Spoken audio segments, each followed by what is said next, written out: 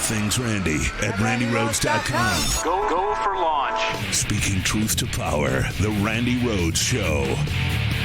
I swear to God, I thought nothing could be worse than being so frustrated that your show is broken. Really, your studio is broken, right? And you have to vote with MAGAts in Florida from Texas. Oh my God, that was the cherry on the cake of all of it. And the guy actually said to me, "So this is what happens. You come from there and you come here and you bring your politics here." I go, wait a minute. You're from Texas. What are you talking about?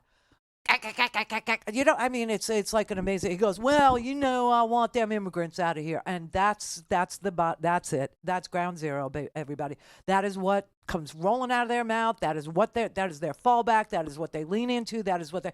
Now, the guy behind me was very interesting. I have to say, the guy behind me was a sheriff. Okay, and he was in full uniform. It was very cute. But he was in full uniform, and I mean full uniform, like 60 pounds of gear. I know this because Howard went with me to vote and turned around and said to said sheriff, he said, "How much gear are you wearing?" He said, "About 60 pounds." I was like, oh my God. And I realized he's wearing a bulletproof vest, okay? The guy, he bangs on his chest. It's like, "I am Iron Man." You know, I'm like, "I'm Randi Rhodes." No, it was like crazy. I mean, it was crazy. He was wearing a bulletproof vest. Yeah, of course, he had his gun. He had, all kinds of, the belt, the utility belts, like Batman. I mean, it's really like some sort of a movie down here. It's really a scene out of like a Scorsese film that needs to be made really badly.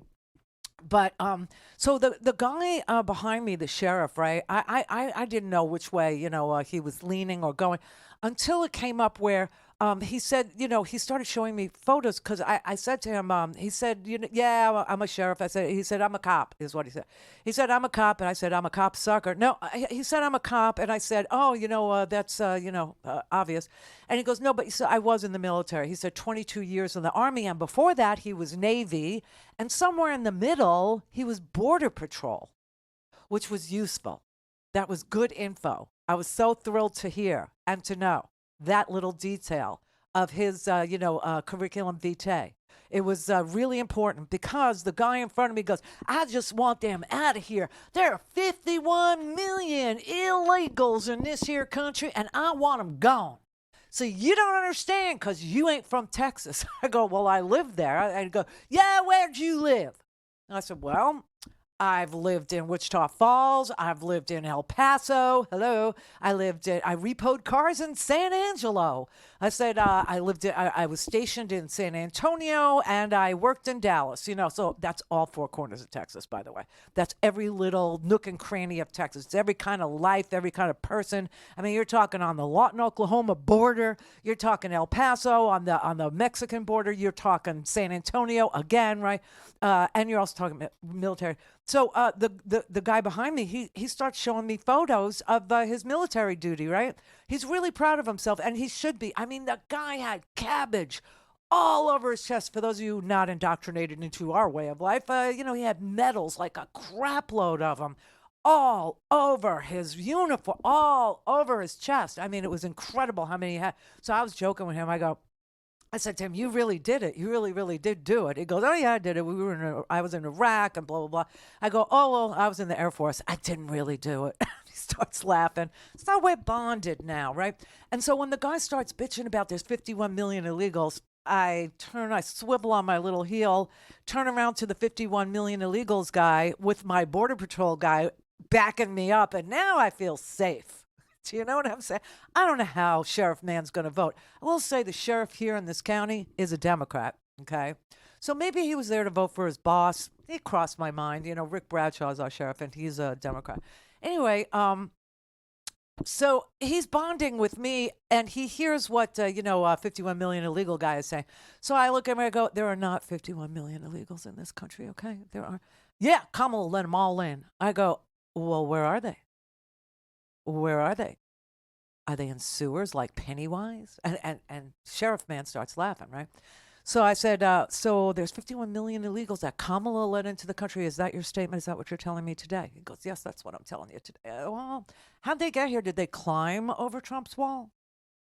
Did they climb over? Because he said it was going to be pointy on the top and slippery and stuff, and that they wouldn't be able to climb over the wall. But yet, here's 51 million.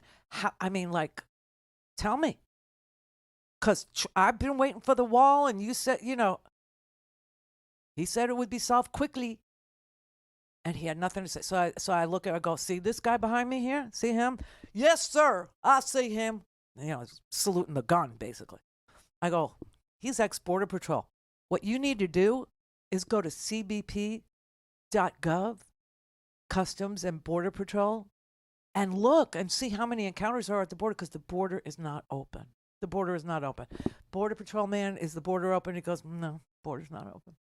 I'm like, okay, what else you got? You know what I mean? It's like it was like being in a bar brawl, standing in a voting line. I mean, I was stunned by how bad it was, and when I told him all the stuff that Kamala had done, he said, no, she didn't. That's what you're dealing. No, she didn't. I'm like, yeah, she did. She got $18 billion for California homeowners. She broke up fentanyl cartel. She literally stopped methamphetamine from coming over our border when she was attorney. She was elected twice by the people in Cal. No, she didn't. I just want them gone. But they're not here. And so it's garbage in, garbage out. You understand? They're not here. They're not here. I mean, who is it that well, how many, then he starts. How many, it's like whatever you say, they have to make something about your side as bad as what they're lying about. I mean, it's just like, it's so bizarre. So the guy, there was a guy who was trying to like make peace between the factions in the line, right? Now, he was definitely a Trump voter. He said, in my house, he chimed in with the EV comment. That's when we found out that he was going to try and, because when I said to the guy, he goes, well, I'll tell you this, I'm never going to drive one of them. I said, what, an EV? I'm never going to drive an EV. I go, well, you don't have to pay for gas. Energy is now free. But he goes, well, I drive a diesel. I drive a big-ass diesel. I said, well, I used to be an over-the-road truck driver, and it would have been really good for my bottom line if I didn't have to pay for the diesel, because the diesel's really expensive. And it would have been just so much better. And the guy who was trying to make the peace and being sort of the buffer, got a lot of buffers in the line, yeah. He said, oh, I'll never drive one of those either. And I'm like, well, what is your problem with them? You like paying for energy when you don't have to pay for energy? Is that what it is? He goes, no, I just don't like change. Oh, my God. I said, so if your wife rearranges the furniture, like that freaks you out? He goes, yes. I go, I know who you are. I know that. I know you. Don't you worry about it. He said, but my wife is Jamaican, so of course she's for Kamala. It has nothing to do with the fact that she's brilliant and effective and, that she gets things done for the people. No, it's just the Jamaican thing.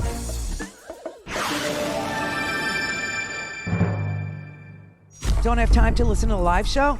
Want to hear more on your schedule? Go to randyrhodes.com and buy a stinking podcast.